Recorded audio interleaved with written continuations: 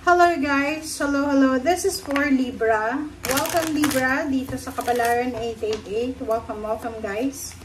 Alamin natin kung anong messages, vibration, gabay, energy para sa inyong lahat. This is general reading. Okay. First card natin Libra is Snake, number 7. And number 20, Garden. Okay Libra. Maybe you're a parent Libra, or maybe you're a kid, or hindi kid, child, or ano ba, anak. Okay. So, nakikita ko sure dito na kung ikaw ay parent, or parent ka, or kapatid ka ng isang tao na to, kasi marami sila eh, 1, 2, 3, 4. Like, example, 4 kids siya, or 4 siblings. Sinasabi na mag-iingat kayo kasi posibleng may paparating sa linggong ito na like temptation. So, if for example, 4 na magkakapatid, 3 magkakapatid, pwedeng magkaroon ng away, gulo because of the snake person. So, pwedeng may papasok na tao para sirain yung diskarte, yung sitwasyon, or baka merong dumating na tao na anong tawag dyan? Maging mitya ng mga pag-aaway or gulo. So, kung ikaw din ay isang parent, kung alam mo na yung anak mo, marami silang barkada or mga friends na alam mo na bad influence. This week, mag-iingat ka kasi, or this week, kailangan mong bantayan. I-supervise mo yung mga anak mo, apo, pamangkin, kasi posibleng meron ditong mangyayari na trouble, pwedeng may mga gulo, pwedeng merong mga unexpected na problema na darating na because of pagtatraidor, lalo na sa loob ng trabaho, negosyo, sa kung anong pa man na friendship. Meron din dito na posibleng pamilya, so pwedeng may pamilya na masisira, okay? Pwede may pamilyang masisira because may darating na tao na posibleng sisirain niya yung pamilya. So, mag-iingat kayo. Huwag masyadong magpapakatiwala sa kung sino man yung mga taong ito na gustong pumasok sa buhay nyo, Libra. Okay, 2 of Cups. Oh, wow. Talaga. So, kung makikita mo dito, Libra, yung 7 na snake, 7 of Swords, relationship to. Pwedeng married ka, in a relationship, may boyfriend, girlfriend, may kalibin partner. Ingat kayo, kailangan yung supportahan or kailangan yung protectionan, supportahan. Kailangan yung protectionan ang inyong relationship because, yun na nga, may papasok na tao dito na para sirain yung relationship, yung mag-asawa, mag-boyfriend, girlfriend, or para buwagin kayo. Okay? 8 of Cups, sinasabi ng bara sa'yo, there's abandonment eh. So, pwedeng yung isa dito ay makipag-iwalay, out of the blue, pwedeng mag-iwalayan na mangyayari, walking away, parang ganon.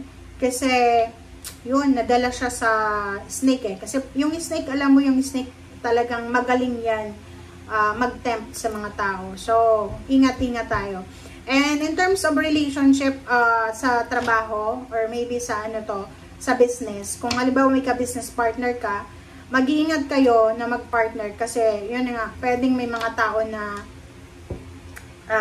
darating para sirain yung partnership nyo and yung iba din relationship. But sinasabi ng barahan na kahit mangyari man yan, kahit masira man yung relationship mo in terms of relationship and money, there's a new beginning sir in terms of job. So, in relationship, hindi ko alam kasi hindi naman sinabi. But for money, sinasabi na, okay, i-traidorin ka man, i-backstab ka man, but there's a incoming here. Okay? There's an incoming new beginnings na posibleng magiging kapalit ng trinaidor sa'yo or ninakaw sa'yo or in-scam sa'yo. Alright, so 7 of Wands, diba? Dalawa yung 7 of Wands, confirm. So, sinasabi ng bara sa'yo na wag na natin pang patagalin. You need to protect yourself.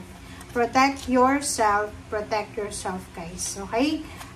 Iwasan nyo yung sobra-sobrang tiwala. Kasi yun, dun lalabas yung mga scamming or anything na nakakasira sa relationship is doon sa sa sobra-sobrang tiwala. 10 of Wands, sinasabi ng 10 of Wands mo, Libra, na sa linggong ito, sobra-sobra kang busy. Okay? Magiging sobrang busy ka. Wala kang oras sa kung ano pa man kasi kailangan mong tapusin yung trabaho. And yung iba sa inyo dyan, napakasipag ng Libra na to kasi may kailangan kang pag-ipunan eh. 'Di ba? Kailangan mong mag-ipon ng pera, kailangan mong kumbaga, kailangan mong i-settle yung finances mo. Kaya, kailangan din ng double time, double kayod, or double job. Parang ganun. Okay? And, the star, sinasabi ng baraha sa'yo dito na you need to protect your dreams also, Libra.